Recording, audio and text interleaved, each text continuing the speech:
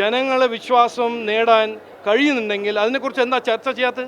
എന്തിനാണ് ഒരു ധൈര്യമില്ലാത്തൊരു ഇവർ രണ്ട് പാർട്ടി എന്തിനാണ് ഇന്നും ഭീഷണിപ്പെടുത്ത് ക്രിമിനൽ എലിമെൻസിൻ്റെ സഹായം എടുത്ത് ജയിക്കാൻ നോക്കുന്നത്? 2025 കേരള നാട്ടിൽ ഇതാണ് നമുക്ക് വേണ്ടത്. നമുക്ക് വേണ്ടത് ആത്മാർത്ഥമായ സത്യസന്ധനുള്ള പ്രവർത്തകർ, ജനങ്ങളെ സേവിക്കാൻ ഇറങ്ങുന്ന ആൾക്കാരല്ല വേണ്ട രാഷ്ട്രീയത്തിൽ. ഇതാണ് വേണ്ടത്. പോലീസിനെ ആക്രമിച്ച് വയലൻ്റ് ക്രൈം ഉള്ള ആൾക്കാരാണോ രാഷ്ട്രീയത്തിൽ ഇറക്കേണ്ടത്? പിന്നെ LDFനെ കുറിച്ച് ഒരു കാര്യം നമ്മൾ കൃത്യമായി മനസ്സിലാക്കണം. ഇവർ മോള് മുതൽ താഴെ വരെ വയലൻസിലുള്ള നേതാവുമാരാണ്. അപ്പോൾ അവരുടെ ഉദാഹരണം നോക്കുമ്പോൾ അവരുടെ എല്ലാ പ്രവർത്തകരും അങ്ങനെയല്ലേ പെരുമാറുക? ഞാനിപ്പോൾ പറയുന്നില്ല, പേരെടുത്ത് പറയുന്നില്ല. പക്ഷേ ഇവിടെ ഇത് കാണുന്ന എല്ലാവർക്കും അറിയാം, ആ പാർട്ടിയിൽ ഇന്ന് ആരാണ് ഒരു ക്രിമിനൽ കേസും ക്രിമിനൽ ഒരു വയലൻസ് ചെയ്യാത്ത ഒരു നേതാവ്?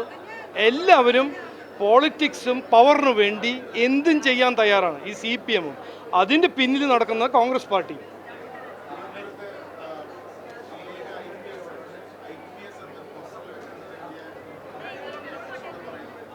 നോക്ക്, ഇതല്ലേ ഞാൻ പറഞ്ഞത്, ഇവരുടെ ഒരു വിഡ്ഢിത്തര രാഷ്ട്രീയമാണ്. IPS ആയിരുന്നു. അപ്പോൾ അത് മാറ്റിവെക്കാൻ പറ്റുമോ? ഇന്ത്യൻ പോലീസ് സർവീസിൽ ഒരു മുതിർന്ന ഒരു ഉദ്യോഗസ്ഥയായിരുന്നു. അദ്ദേഹം അധ്വാനിച്ച് ഒരു ഏറ്റവും വലിയൊരു പോലീസ് ഓഫീസറായി. അതൊരു നമുക്കെല്ലാം ഒരു ബഹുമാനവും അഭിമാനമുള്ളൊരു ഇഷ്യൂ അല്ലേ? പക്ഷേ ഒന്നും പറയാനില്ല, വികസനത്തിനെ കുറിച്ച് ഒന്നും പറയാനില്ല, ജനങ്ങളുടെ പ്രശ്നങ്ങളെക്കുറിച്ച് ഒന്നും പറയാനില്ല. എല്ലാം ശരിയാവും എന്ന് പറഞ്ഞ ഒരു മുന്നണിയാണ് LDF. 10-20 കൊല്ലം കഴിഞ്ഞിട്ട് ഒന്നും ശരിയായില്ല എന്ന് കാണുമ്പോൾ ഓരോരോ കാര്യങ്ങളെടുത്ത് ശ്രദ്ധ തിരിക്കാൻ ഒരു ശ്രമം നടക്കില്ല. ഇത് ഞാൻ ഉറപ്പ് തരുന്നു. കാരണം ജനങ്ങൾ തീരുമാനിച്ചു കഴിഞ്ഞു. ഈ രാഷ്ട്രീയത്തിൽ മാറ്റം അവരാണ് ആഗ്രഹിക്കുന്നത്. ഈ ശബരിമല സ്വർണ്ണക്കൊള്ളയുമായി ബന്ധപ്പെട്ട അന്വേഷണം അത് തൃപ്തികരമായ രീതിയിൽ തന്നെയാണോ പോകുന്നത്? നോക്കൂ, അന്വേഷണ ഏജൻസികൾക്ക് ഏതെങ്കിലും തരത്തിലുള്ള പൂച്ചവിലങ്ങ് വരുന്നു എന്ന് തോന്നുന്നു? ഇല്ല, അതിനെക്കുറിച്ച് ഞാനൊന്നും പറയാൻ പോകുന്നില്ല. കാരണം ഹൈക്കോർട്ടാണ് അത് സൂപ്പർവൈസ് ചെയ്യുന്നത്. അതിനെക്കുറിച്ച് എനിക്ക് പറയാൻ അങ്ങനെ അവകാശവും ഇല്ല, ഞാൻ പറയാനും ആഗ്രഹിക്കുന്നില്ല. പക്ഷേ ഞാൻ 2-3 കാര്യം പറയുന്നു.